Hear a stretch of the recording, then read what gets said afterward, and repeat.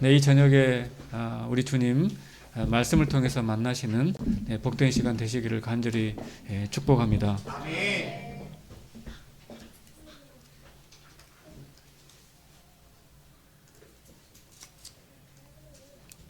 네, 이것을 제가 한번 쓰는 방법을 알려주시면 감사하겠습니다.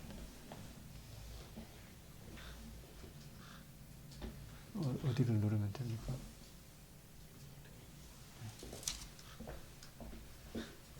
네, 누가 내 치즈를 옮겼을까라고 하는 성인 동화가 있습니다.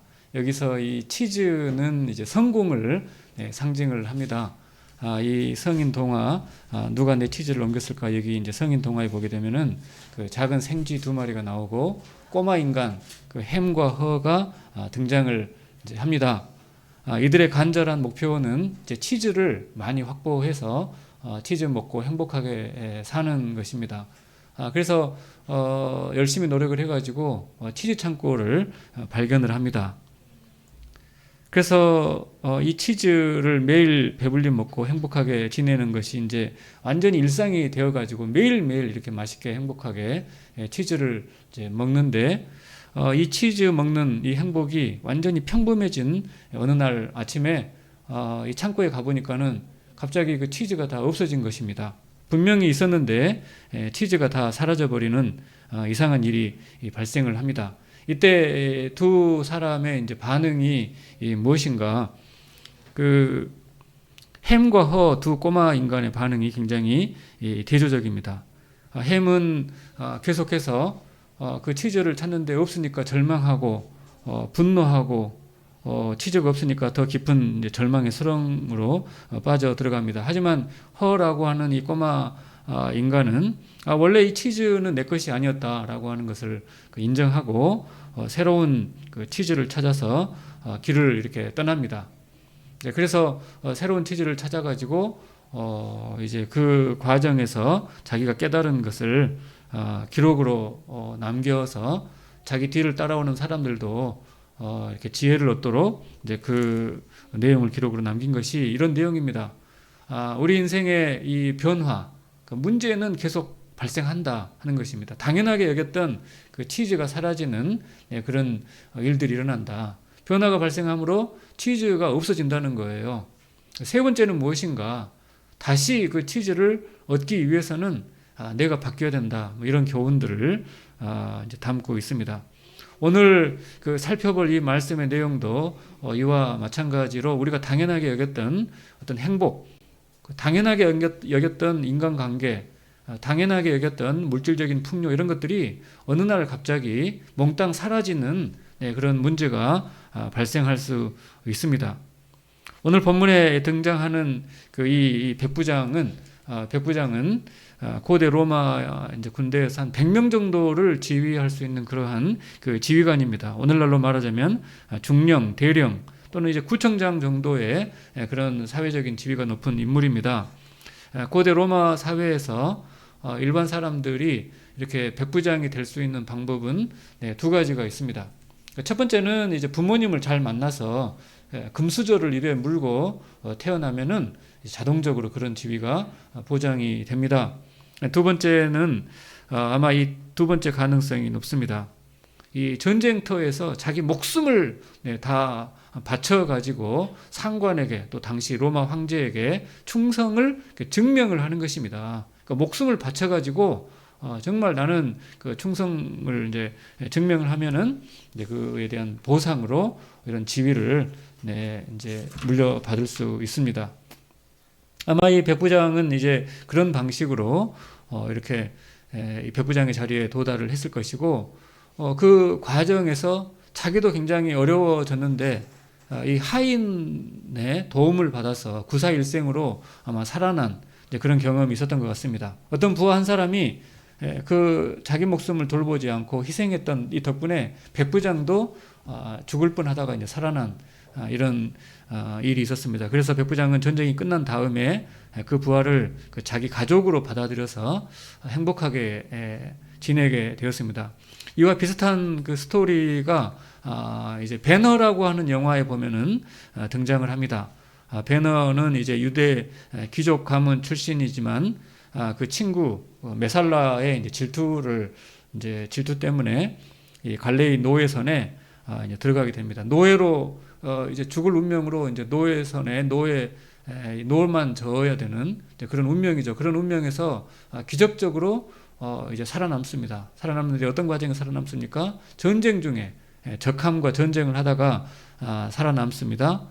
그 갈레이 해군 함대를 지휘하던 로마 장군은 이제 자기 배가 패한 줄 알고 자결을 하려고 할 때 베너가 그러지 마시라고 살려주죠. 잠시 후에 멀리서 로마 군함 이제 한 척이 다가옵니다. 알고 보니까 로마 함대가 패배한 것이 아니고 오히려 승리한 거죠.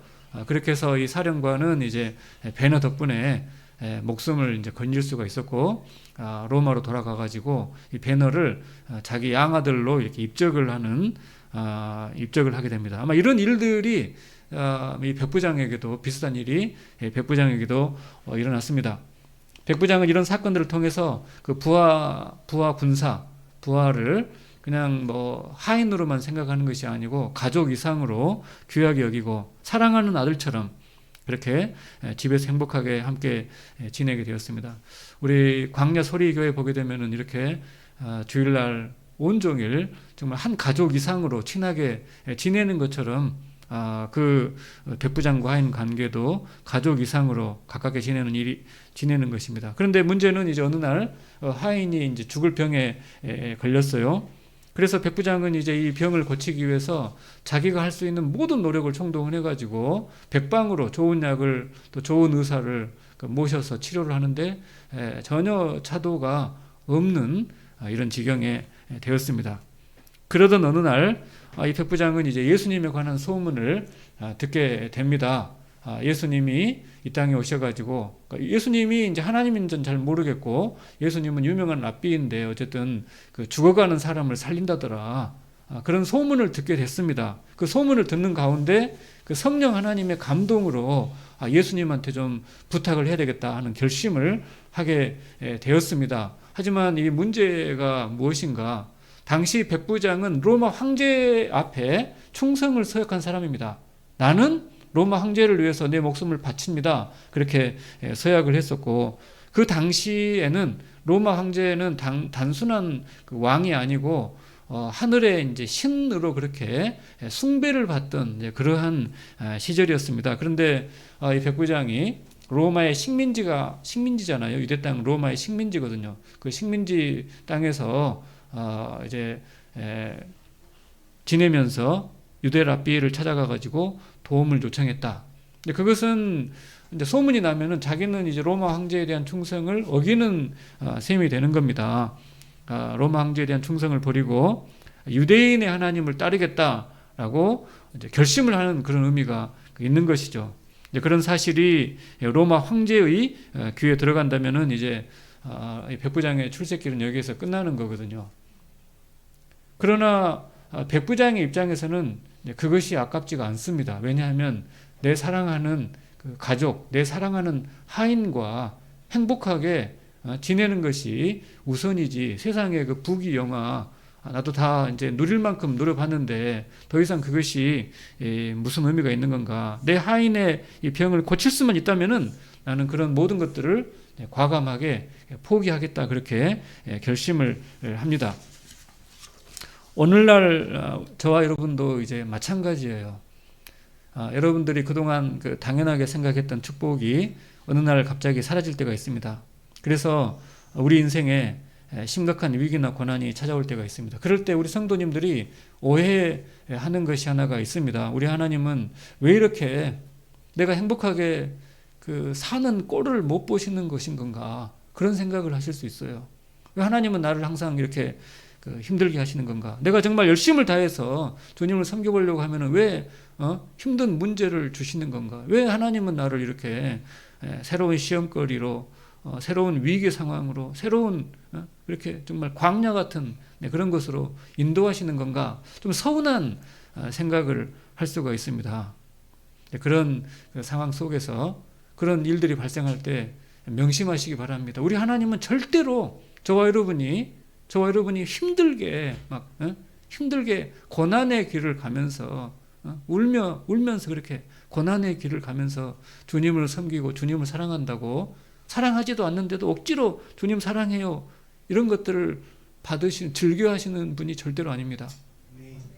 우리 하나님은 절대로 우리를 막 괴롭게 해가지고 막 눈물 흘리면서 사랑한다고 말하기 싫은데 억지로 주님 사랑해요, 막 그것을 받아내는 그런 분이 절대로 아닙니다. 그런 차갑고 무서운 하나님이 절대로 아닙니다. 만일에 우리가 그렇게 생각을 한다면 가만히 살펴보면은 우리 마음속에 하나님 말씀 순종하는 것보다는 그냥 세상적인 어떤 그 욕심, 세상적인 명예, 세상적인 어떤 그런 정욕, 이런 것들에 미혹이 되어 있는 거고, 속으로는 그렇고 겉으로는 하나님께서 나를 그 시험에 빠뜨렸다, 이렇게 핑계를 대는 것입니다. 하나님을 섬기면서도 어떤 문제 상황이 잘 해결되지 않는다. 그것은 치즈가 사라진 거거든요.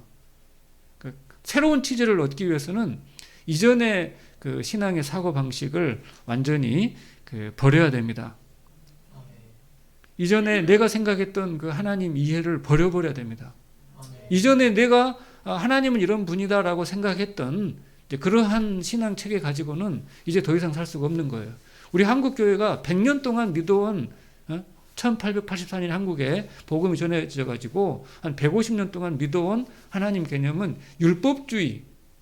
우리가 억지로 율법을, 하나님 말씀을 순종하면은 복을 주고 순종하지 않으면은 저주하시는 그 율법주의 가지고 한 50년 달려왔거든요. 이제 앞으로 100년 가지고는 그거 가지고는 안 됩니다. 앞으로 새로운 그 하나님 이해를 가능하게 하려면은 어떤 하나님인가? 우리 합신은 절대 주권의 하나님을 가르칩니다. 절대 주권의 하나님. 죄를 다 따라해 주시면 감사하겠습니다. 절대 주권의 하나님. 네, 절대 주권의 하나님, 이게 잘 우리가 일상생활 속에서 쓰지 않는 개념인데, 절대 주권이라는 것은 뭐냐면은 하나님께서 절대적으로 세 가지, 삼위 하나님이니까 세 가지 하시거든요. 창세 전에 절대적으로 성부 하나님께서 저와 여러분을 하나님의 자녀로 선택을 하십니다. 저냐 여러분만 선택하는 거예요. 그러니까 선택을 하는 동시에 선택하지 않는 사람을 뭐라고 하는가 하면 버렸다 해가지고 유기하거든요. 그러니까 유기하지 않고 저와 여러분은 하나님의 자녀로 선택을 했어요. 누가? 성부 하나님께서. 그리고 그렇게 선택한, 하나님의 자녀로 선택한 그 영혼들을 성부 하나님이 예수님에게 위탁을 해가지고 이 죄인들을 위해서 대신 십자가에 달려 이 죄값을 용서해 주세요라고 위탁을 합니다. 우리가 세탁소에 이제 클리닉을 위탁을 하듯이 성부 하나님께서 선택한 영혼을 누구에게? 예수님에게 위탁을 해요. 그럼 예수님은 전체 영혼을 위탁받았어요? 제한적인 영혼을 위탁받았겠어요? 제한적인 영혼을 위탁받았죠. 전체 영혼을 위탁받은 게 아니고 성부 하나님께서 선택한 영혼만 위탁을 하고 예수님은 선택한 영혼만 위탁을 받은 거죠. 그래서 그 영혼들만을 위해서, 여러분들만을 위해서 제한적으로 속죄 사역을 감당을 하셨습니다. 그리고 성부의 선택과 예수님의 속죄가 헛되지 아니하도록 그렇게 선택하시고 속죄 사역한 그 영혼들만을 위해서 성부와 성자가 성령을 파송을 해가지고 저와 여러분이 성령을 받은 것입니다.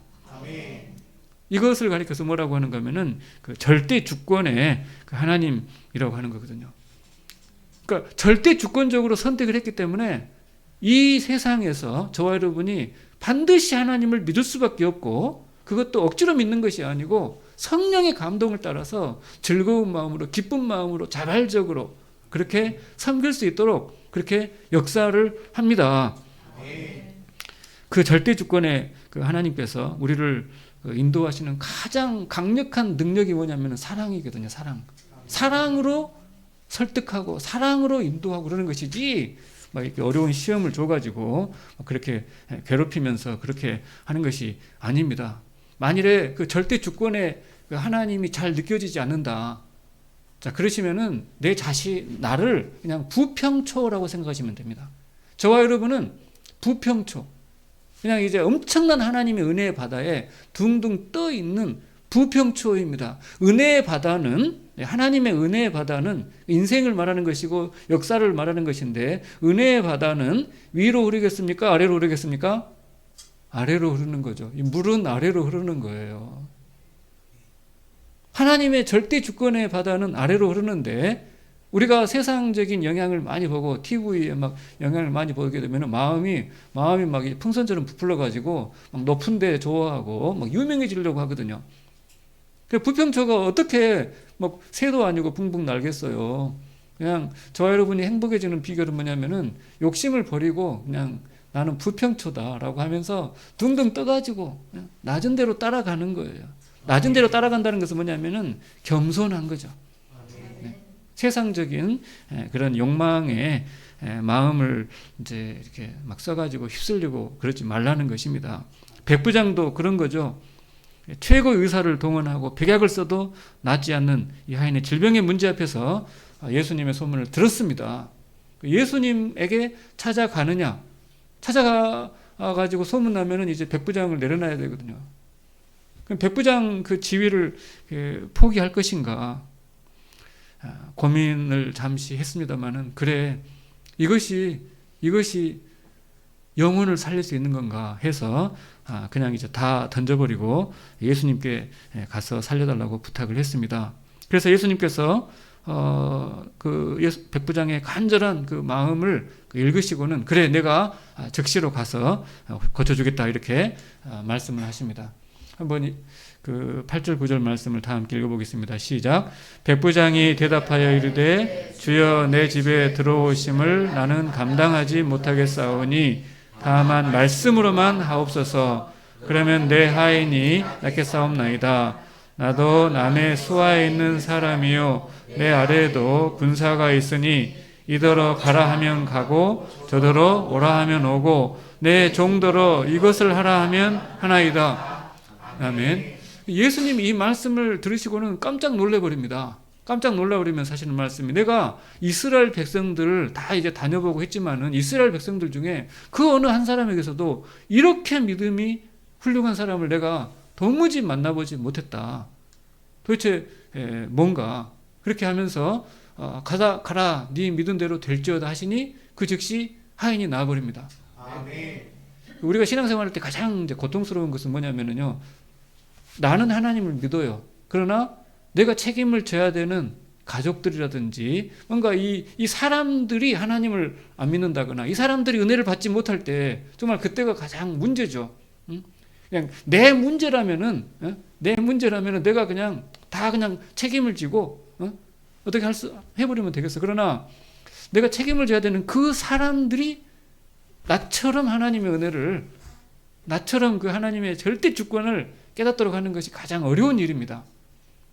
그런 문제가 생길 때 여러분, 하나님 기도하시기 바랍니다. 오직 하나님만이 가능한 거예요. 정말 하나님만이 가능한 것이 바로 그것이라고 하는 것을 깨닫도록 하기 위해서 우리에게 그러한 부담감을 줄 때가 있습니다. 자, 이 백부장의 이 말, 백부장의 믿음을 이해하기 위해서 이제 세 가지를 말씀을 드립니다. 그 첫 번째는 무엇인가 하면은 이 로마의 강력한 군사력과 엄격한 명령 체계예요. 나도 남의 수하에 있는 사람이고 나도 또 다른 사람한테, 종들한테 명령을 내립니다. 나도 명령을 받고 나도 명령을 내립니다. 가라 하면 가고 오라 하면 하고 이걸 하라면 합니다. 그것이 예수님에게 깜짝 놀랐는데, 첫 번째, 이 강력한 군사력과 그 군사력을 작동시키는 이제 명령 체계입니다. 이 지도는 당시 로마가 다스리던 그런 이제 식민지를 말하거든요. 로마는 그 장화처럼 생긴 나라가 로마예요. 그 나라가 저 위에 영국, 브리테니아까지 다 쳐들어가서 식민지로 삼았습니다. 아래로는 이제 그 북부 아프리카까지 점령을 하고 거기에 식민지를 이제 다스리는 것입니다. 어떻게 이 작은 나라가 전 세계를 다스릴 수가 있었는가? 첫 번째 비결은 이제 그 강력한 이제 군사력과 엄격한 이제 명령 체계입니다. 예를 들어서 저 로마에서 영국의 우리 군사들한테 이제 월급을 줘야 되잖아요. 그러면 월급을 이제 은화를 실은 그 마차, 보급품을 실은 마차가 로마에서 출발을 해가지고 그 산 넘고 이제 강을 건너가지고 바다를 건너가지고 갑니다. 한 달이 걸릴 수도 있고 2달이 걸릴 수도 있어요. 자, 갈 때 그 식민지의 그 침략을 당한 입장에서는 적군의 황금 마차가 지나가는 거잖아요. 식민지 입장에서 볼 때는, 반란군의 입장에서는 그 황금 마차가 지나가는데 박수 쳐야 되겠어요? 탈취해야 되겠어요? 탈취를 해야 되겠죠. 박수 칠 다 이게 지금 내 원수 지금 이건 내 가만 놔둘 수가 있겠어요. 탈취를 해야 되겠죠. 그러나 이 마차를 끌고 가는 군사들 입장에서는 탈취 당하면 안 되는 거죠. 만일에 탈취 당했다. 자, 그러면은 그 이 마차를 호송하는 백부장 입장에서 마차가 탈취 당했어요. 그 이제 월급을 이제 뺏겼단 말입니다. 그러면은 로마 황제한테 보고를 해야 되잖아요. 지금 마차가 탈취 당해가지고 마차 하나를 다시 만들어 주세요. 할 수 있습니까? 안 되는 거죠. 안 되는 겁니다. 이것은 이제 자기 목이 걸리는 문제예요. 그래서 지구 끝까지 가서라도 반드시 그걸 잡아와야 됩니다. 그 재물을, 빼앗긴 재물을 찾아오든지, 예? 아니면은 이제 그 반란군들을 체포를 해오든지, 그것도 안 되면은 자기 목을 내놔야 되는 그러한 일입니다. 그 정도로 엄격한 그러한 그 명령 체계가 작동하고 있었다. 백부장은 이제 그것을 의식을 하는 것입니다. 나도 남의 수하에서 그 엄격한 그 명령 체계를 듣는, 그리고 나도 부하들한테 명령을 하면은 움직입니다. 근데 이거 하나만 가지고 그런 것이 아니고, 두 번째는 이제 이 명령이 작동되기 위해서는 맞바꾸는 거거든요. 그러니까 명령을 하게 되면은, 명령을 받는 사람은 이제 명령한 사람한테 충성을 바치는 거거든요. 그 목숨 걸고 충성을 하게 되면은 이제 로마의 군대뿐만이 아니고 로마 사회 자체가 그 이제 주인은 종을 보호를 해줍니다. 생명을 보호해주고, 그 다음에 재물을 주고 안전하게 살 수 있도록 보호를 해주는 거죠. 그러한 충성과 보호가 로마 군대뿐만이 아니고 로마 일반 사회에도 작동하고 있기 때문에 그 로마라고 하는 제국이 유지가 되는 것입니다. 상관은 명령하고 아랫사람은 충성으로 복종을 합니다. 그래서 주인한테 충성을 바치고 명예를 주인에게 바치면 그 주인은 그 대가로 재물이라든지 안전 이런 것들을, 생명의 터전인 가옥을 주고 토지를 주고 풍성한 재물을 공급을 해줍니다. 그래서 이런 그 맞바꿈의 원리가 작동되고 있는 거거든요. 이 두 가지는 그냥 물리적으로, 그러니까 이 세상의 원리로 백부장이 이해를 한 것입니다. 그러나 예수님이 깜짝 놀라게 된 세 번째 이유, 더 중요한 그 이유가 있습니다. 예수님 우리 집에 직접 오시지 마시고 그냥 말씀으로만 하십시오라고 할 때 가장 중요한, 예수님이 깜짝 놀란 그 세 번째 그 이유가 무엇인가 하면은 영적인 의미가 있습니다. 백부장이 자기가 명령을 들어보고 자기가 또 명령을 내릴 때 종들이 움직이는 두 가지 방식이 있습니다. 복종과 순종이 있거든요. 복종은 억지로 하는 겁니다.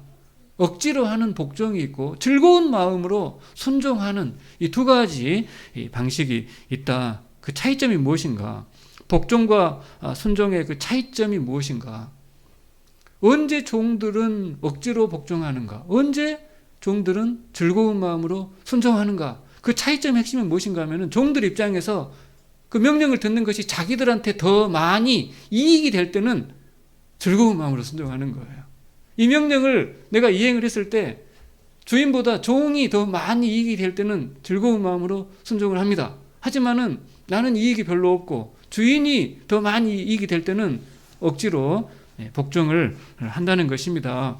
백부장이 하는 말은 하나님의 나라에서 누가 유익입니까? 명령한 하나님이 유익입니까? 명령을 받는 그 사람이 유익입니까? 하나님의 나라에서는 명령을 받는 사람이 유익이지 않습니까? 예수님 당신도 그러지 않습니까? 예수님 당신도 성부의 명령을 따라서 이 세상에 내려왔을 때 성부가 유익입니까? 예수님이 유익입니까? 창세전에 성부, 성자, 성령 함께 가졌던 그 영광을 다시 성부는 아들에게 돌려주기 위해서 아들에게 명령을 해서 그 속죄 사역을 감당하도록 한 것이 아닙니까? 그 성부께서 성자, 그 아들 예수를 향한 그 엄청난 사랑과 그 영광에 대한 기대감을 예수님이 알기 때문에 이 세상에 내려오셔가지고 아버지의 말씀을 순종하는 것처럼 하나님의 나라에서는 이 하나님의 말씀이 작동이 되는 가장 많은 혜택을 하나님이 누리는 것입니까? 그 명령을 받는 사람이 누리는 것입니까? 그렇게 백부장은 명령을 받는 종의 유익을 생각하면서 종을 유익하게 하는 그 말씀 하시옵소서 그렇게 했다는 것입니다.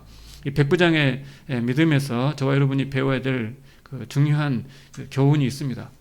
그 첫 번째 교훈이 무엇인가? 하나님의 말씀은 창조의 능력이 있습니다. 우리가 성경을 딱 펼 때 태초에 하나님이 하늘과 땅을 창조하시니라. 하나님께서 무엇으로 창조하셨죠? 오직 말씀으로. 하나님께 말씀은 곧 하나님이십니다. 말씀으로 천지를 창조하셨는데 그 하나님께서 말씀으로 천지를 창조하신 것이 창조 사역에서 끝났습니까? 계속되고 있습니까? 계속되고 있습니다. 골로새서에서 사도 바울은 어두운 가운데 빛이 있으라 말씀하신 그 하나님께서 다시 한번 우리의 부패한 마음, 캄캄한 이 어두운 심령 속에 다시 한번 진리의 빛을 비춰주셔가지고 예수가 우리의 참 구원자인 그 진리를 분명하게 다시 한번 깨닫도록, 깨달음이라고 하는 것이 무엇인가 하면은 우리의 미래에 우리가 걸어가야 될, 신자로서 걸어가야 될 진리의 길을 창조하고 있습니다.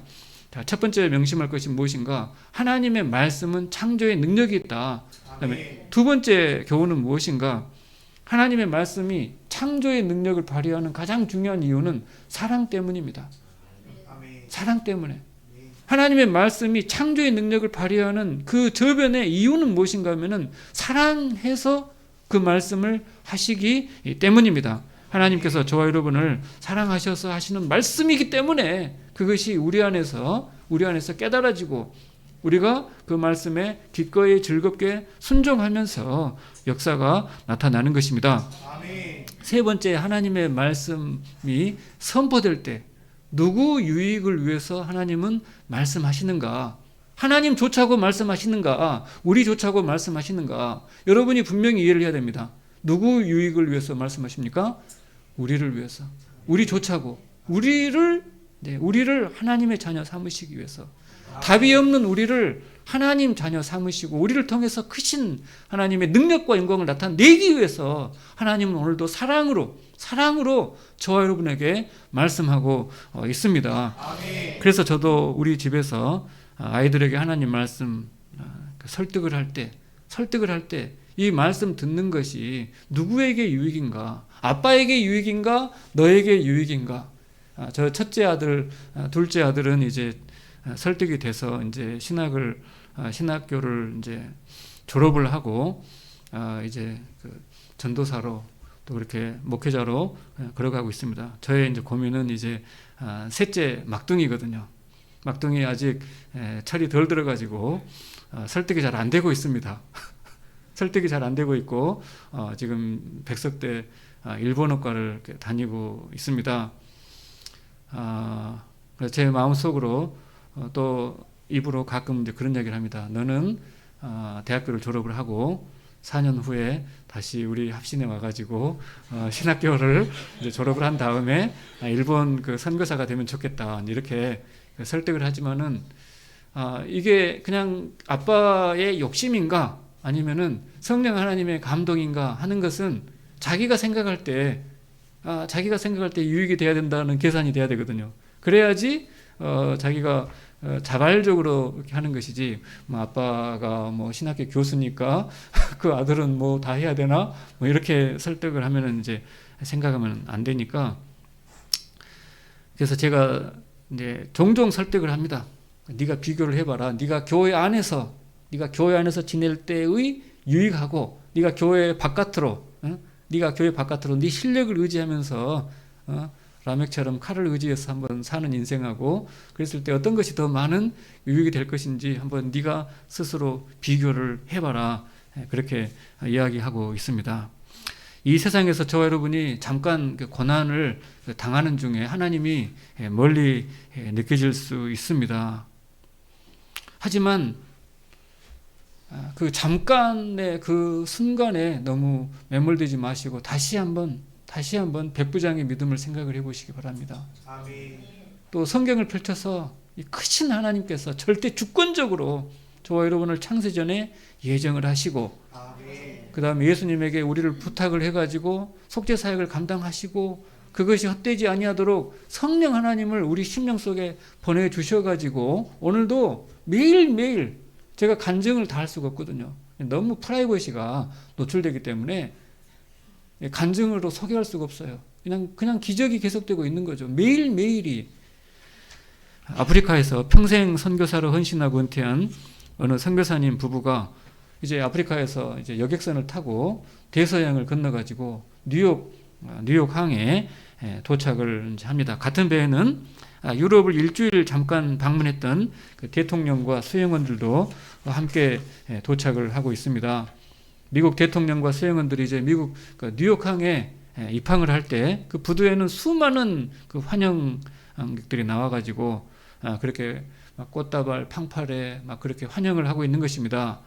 이제 부두에 접안을 하고 이제 갱웨이로 이렇게 사람들이 내릴 때 빨간 그 양탄자 카펫이 이제 깔립니다. 군악대 팡파르가 막 나팔을 불고 수많은 환영객들이 미국 대통령을 이렇게 연호하면서 환영하면서 그렇게 하늘이 진동하듯이 땅이 꺼져라 갈 정도로 그렇게 환영을 합니다.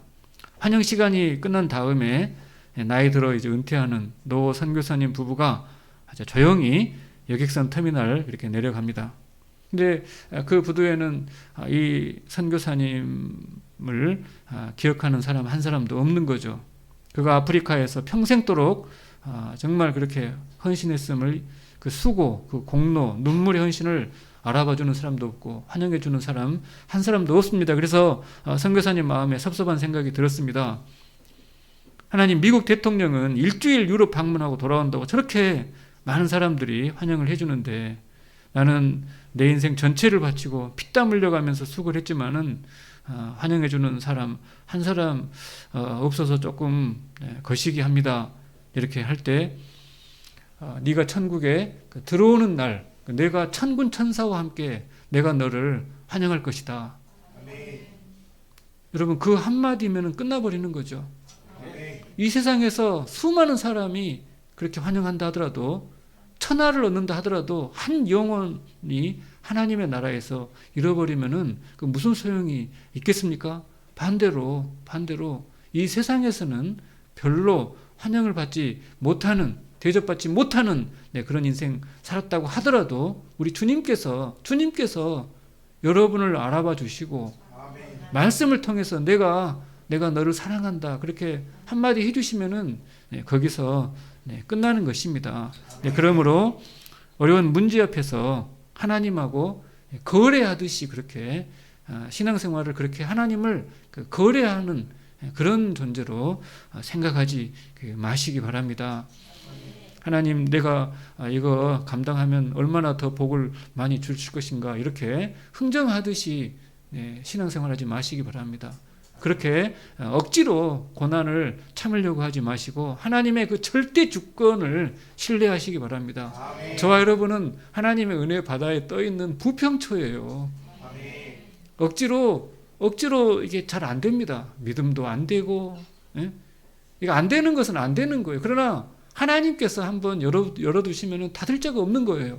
아멘. 하나님이 닫으시면 열 자가 없는 거예요. 아멘. 그 엄청난 하나님의 그 절대 주권의 역사가 지금도 시계 초침보다 더 정확하게 작동되고 있기 때문에 여러분 우리 하나님 말씀에 여러분 운명을 걸어보시기 바랍니다. 왜냐하면은 하나님은 이 말씀에다가 하나님은 모든 것을 거셨거든요.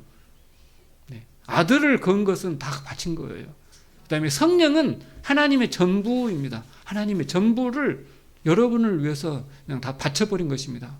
하나님께서 그 크신 사랑으로 여러분을 사랑하시고 구원하셨으니까 이제 그것이 여러분 마음속에서 조금씩 깨달아진다면은 하나님 말씀에 여러분의 생명을 바치고 여러분의 운명을 한번 걸어보시기 바랍니다. 여러분 하나님 말씀에 여러분의 운명을 걸기 시작할 때 여러분 기적이 일어날 것입니다. 여러분을 가로막고 있는 모든 사탄 마귀의 권세가 아버지 떨면서 무너지는 역사를 여러분이 경험할 것이고 여러분 주변 사람들이 경험을 하게 될 것입니다. 이런 은혜가 우리 광야 서리교회 성도님들과 함께 하시기를, 또 우리 기관장으로 헌신하시는 우리 성도님들과 함께 하시기를 우리 주님의 이름으로 간절히 축원합니다. 기도하시겠습니다.